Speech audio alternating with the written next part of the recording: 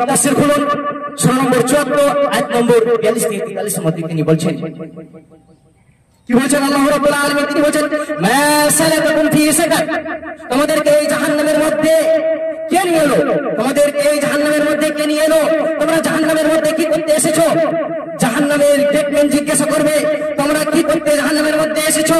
তোমাদেরকে জাহান্নামে কে নিয়ে এলো? জাহান্নামবাসীরা সকলে এক বাক্যে বলবে,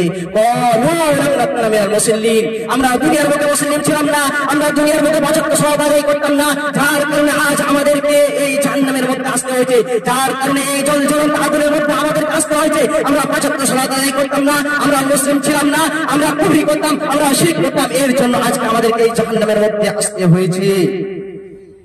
আল্লাহ রাব্বুল আলামিন ইচ্ছা করলে ফিরআউনকে ক্ষমা করতে পারতেন, আল্লাহ রাব্বুল আলামিন ইচ্ছা করলে নমরুদকে ক্ষমা করতে পারতেন, আল্লাহ রাব্বুল আলামিন ইচ্ছা করলে কারুনকে ক্ষমা করতে পারতেন, আল্লাহ রাব্বুল আলামিন ইচ্ছা করলে সামুদ সম্প্রদায়কে ক্ষমা করতে পারেন, আল্লাহ রাব্বুল আলামিন ইচ্ছা করলে সাআদ সম্প্রদায়কে ক্ষমা করতে পারেন। এটা আল্লাহ রাব্বুল আলামিনের ভিন্ন বিষয়। কিন্তু যে ব্যক্তি সালাত আদায় করে না, যে ব্যক্তি পাঁচ ওয়াক্ত পবিত্র নামাজ পড়ে না, সে ব্যক্তি জাহান্নামে যাবে, সে ব্যক্তি জাহান্নামে যাবে, সে ব্যক্তি জাহান্নামে যাবে। এই আল্লাহ রাব্বুল আলামিনের বাণী দ্বারা বোঝা যায়।